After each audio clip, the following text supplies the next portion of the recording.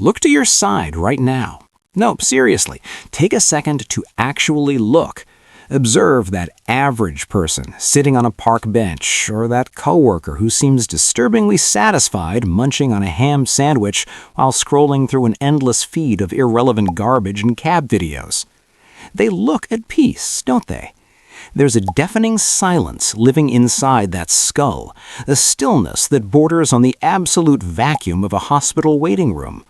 That person sleeps 8 hours a night without needing white noise, without fighting their pillow, and without questioning the molecular structure of existence before their first sip of coffee. Their biggest worry is the color of the next iPhone, or who got kicked off a reality show. Do you envy that bovine peace of mind? Do you look at that quietness and feel a deep, almost childish urge to be that simple? Don't lie to yourself. Deep down, in that layer where your intellectual arrogance and your wounded sensitivity live, you feel a visceral pity for them. Because while their world is a desert of ideas, a barren field of social repetitions, your mind is a constant supernova, a nuclear plant running without containment bars in the middle of a solar storm. You're part of the club of the damned who never find peace because your psyche obstinately refuses to accept average. If you're here in the cutting silence of 3 a.m., listening to the clock tick like a countdown to a personal apocalypse only you can see, congratulations, you're not normal. And normal, in Carl Jung's acidic dictionary, is just a polite euphemism for psychologically dead or totally domesticated. Your mind doesn't stop because it's a hungry dragon that the system tries to sedate with cheap entertainment and low-grade dopamine. You don't have a disorder. You have an awakening that the world insists on labeling as a pathology, so you'll feel broken. But you aren't broken. You're just operating on a radio frequency that standard devices can't tune into without blowing their speakers. We're living in the golden age of shelf-stable peace. A multi-billion-dollar market that profits off your chronic feeling of inadequacy. The modern world is a giant spiritual convenience store trying to sell you inner silence in 30-milliliter bottles or monthly app subscriptions. It's mindfulness for executives. Apps that simulate artificial rain while you're stuck in a gridlock breathing carbon monoxide. And breathing techniques that promise to turn you into a Buddhist monk between 2 budget meetings. The irony they don't tell you in those gratitude workshops? They want you to silence the only tool that makes you dangerous to the status quo. Your restless, questioning consciousness. Jung would look at these stage gurus with their laser-whitened teeth and their live, laugh, love quotes and blow a cloud of gray pipe smoke right in their faces. He'd give a sarcastic laugh that would echo through the halls of history. To him, the human mind was never designed to be a serene blue lake where you float passively on an inflatable raft of ignorance. The human psyche is an abysmal ocean, an abyssal ocean and filled with bioluminescent creatures, colossal monsters that academia is too scared to name, and treasures of lost civilizations your ego is terrified to admit exist. You want absolute, uninterrupted peace? The solution is morbidly simple. Go to the nearest cemetery and sit down. There the tranquility is flawless. No one thinks, no one questions, no one feels their chest tighten with the electricity of a new idea. Life in its rawest equence is friction. Your restlessness isn't a bug in your OS, it's the signal you finally stopped accepting the pre-chewed reality the world tries to shove down your throat. Picture the scene. You're at a fancy dinner or a corporate happy hour. The lights are warm, the background music is harmless, and everyone around you is laughing at a mediocre joke. But you're not laughing. Your mirror neurons, those ruthless biological lie detectors, are on high alert. You don't just hear the empty words, you hear the subtext vibrating in the air like static. You notice the hostess's laugh is a sharp, metallic note of desperation, as if she's trying to keep the walls of her own house up by sheer force of a fake giggle. You spot the micro-expression of cold contempt in your boss's eyes, the nervous tie adjustment of your cousin, the vacuum of real meaning in every "I'm good, how are you?" fired off like an anesthetic dart. Being sensitive in these patterns is hell on earth, isn't it? It's like having X-ray vision in a world where everyone wears cardboard armor. While others see a nice social gathering, you see a grotesque shadow theater where wounded egos and the fear of loneliness dance a clumsy tango. You become an involuntary detective in a reality that prefers the comfortable crime of ignorance. You see the puppet strings on every gesture. And the kicker? You realize you're wearing a heavy mask too. Jung called this the persona. It's the clean, polite, acceptable version of you that you've practiced in the mirror so you don't scare people. But your restless mind knows it's a fraud. It knows that behind that facade there's a wild animal that can't stand pretending to care about the weather while your inner world is on fire. Let's dive into some internal horror. Are you afraid of the dark? I'm not talking about the dark in your room, but that absolute darkness that sets in when you close your eyes and have no notifications, no Netflix, and no loud distractions to save you from yourself. Jung would say your ancestral dread isn't of the monster under the bed, but of the real monster living in the basement of your own mind. He called it the shadow. Think of your mind as a massive, dark Victorian mansion. Upstairs in the bright living rooms, you host guests and display your degrees. But every prestigious mansion has a basement, a damp, cold, windowless basement where, since you were a kid, you've been throwing everything society told you was ugly, wrong, or dirty. Your murderous rage, your corrosive envy of those better than you, your cutthroat ambition, your raw, animal sexuality. It's all locked down there. You threw away the key and put a nice rug over the trapdoor. The massive strategic error. The monster you locked in the basement didn't starve to death. Quite the opposite. It's down there in the dark, lifting psychic weights, reading Art of War, and learning how to pick locks with its teeth. Your chronic lack of peace is the sound of that unwanted tenant hammering on the ceiling of your consciousness. That sudden, disproportionate road rage? That's your shadow asking to take the wheel. That vivid, violent dream where you're the villain? That's the shadow wanting some light. Looking inward isn't a good vibes journey. It's a descent into your personal hell with a dying flashlight and a dull knife. Awakening is a bloody birth. If you want a spa treatment, go back to sleep. Have you ever had the disturbing feeling of being an undercover agent in your own life? An alien spy inhabiting a human body? You're there, physically, holding a cold beer, surrounded by friends. Suddenly, a metaphysical detachment happens. Your consciousness feels like it was ejected from your body. You float to the ceiling and watch the scene with the icy detachment of an anthropologist studying a tribe about to go extinct from sheer stupidity. You watch their mouths move and only see the mechanical effort of facial muscles. You look into their eyes and see the existential panic hidden behind the small talk. You realize that loud, forced laugh wasn't because something was funny, but to feel a silence that, if it lasted 3 more seconds, would reveal the bottomless abyss in everyone's chest. The cruel irony is that you're still there, nodding and smiling at the right times, playing the part. But you're the only one in the room who sees that the set is made of cardboard. Your mirror neurons are short-circuiting from all the structural fakeness. To Jung, this discomfort isn't a social issue, it's the weight of consciousness gaining mass. It's the moment you realize most human interaction is just a coordinated game of mirrors to avoid looking into the void. The truth hurts. It hurts because it breaks the anesthesia that keeps the herd in a vegetative calm.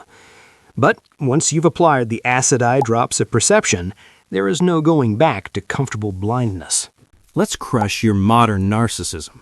Do you really believe your deep thoughts and existential anxieties belong exclusively to you? How cute. You actually think your skull is an impenetrable castle where you're the only king. Jung would laugh, ash his pipe on your expensive rug, and tell you that your mind isn't a locked diary. It's a crowded subway station at rush hour where everyone left some trash on the floor.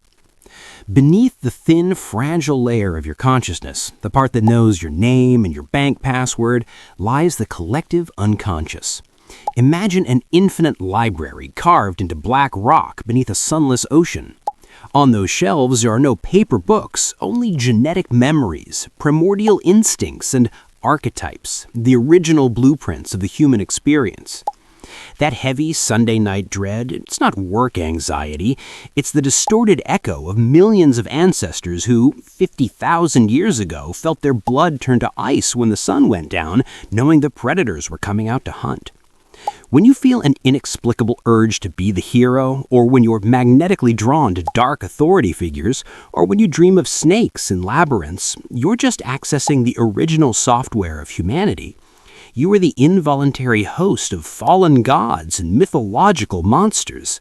Your mind never finds peace because it's tuned into a radio frequency broadcasting the entire history of the human species in real time. You aren't just a person, you're a convergence point of 10,000 generations of ghosts who still want to speak through you.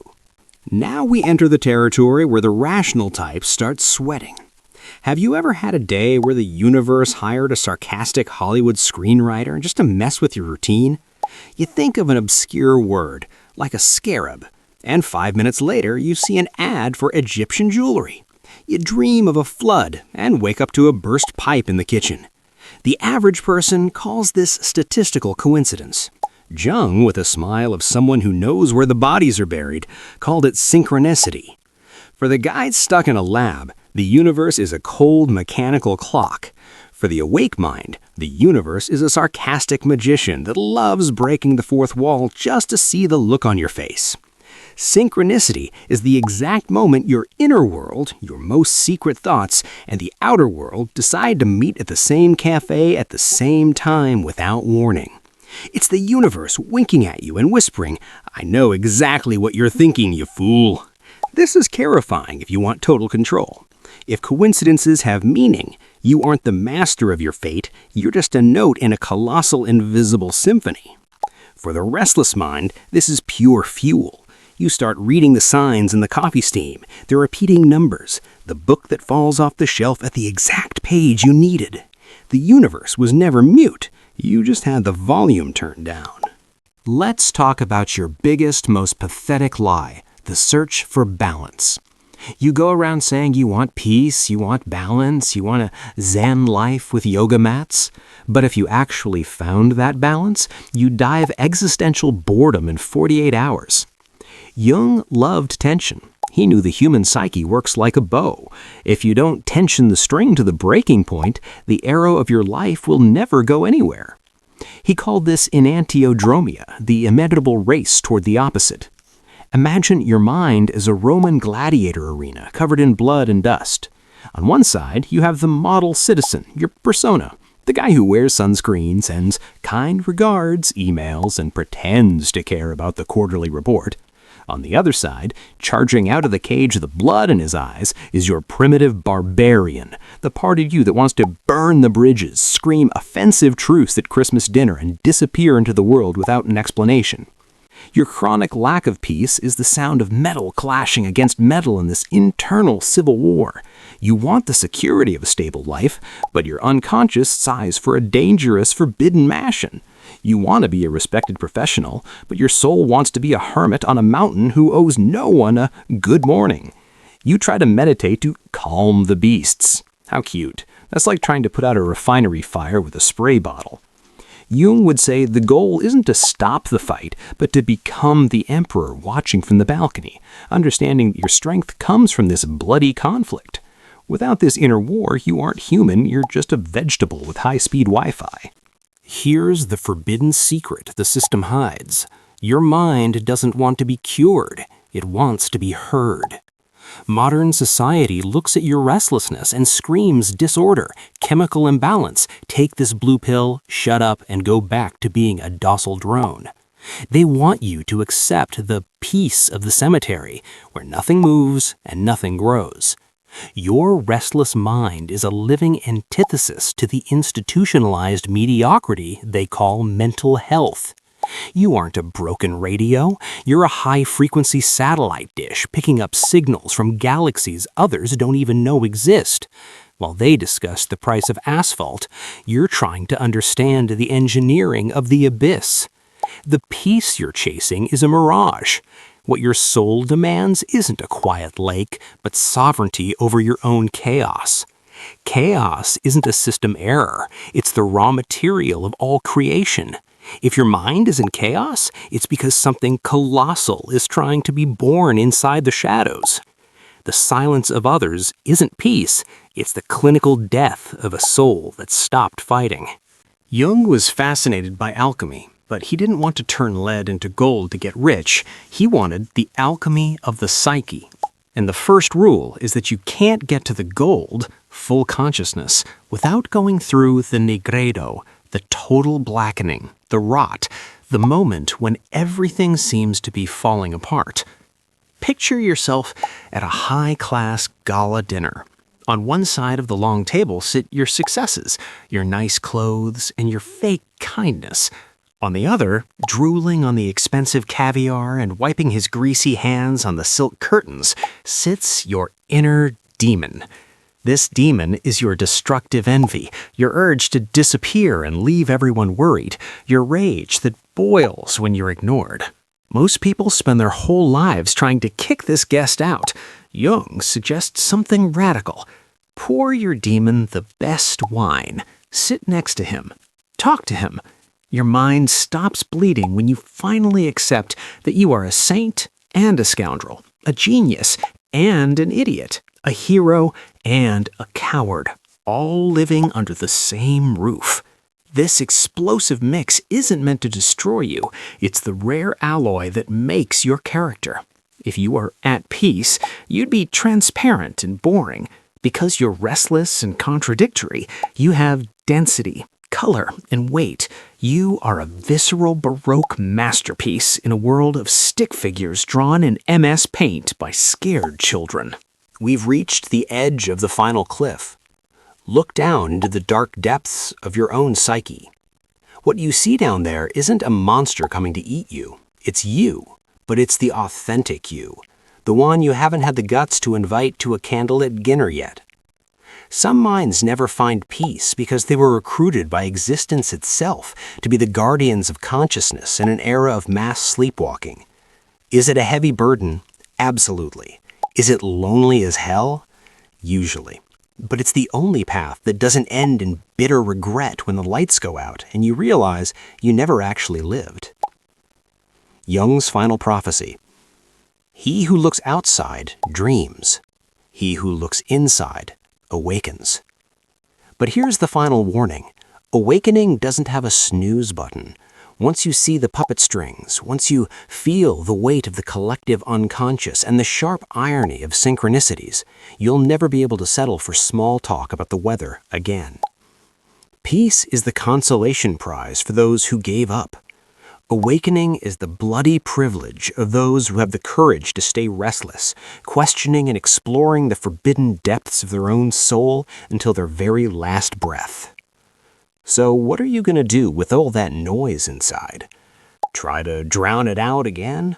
Or finally learn how to conduct this orchestra of gods and monsters? The choice is your only destiny.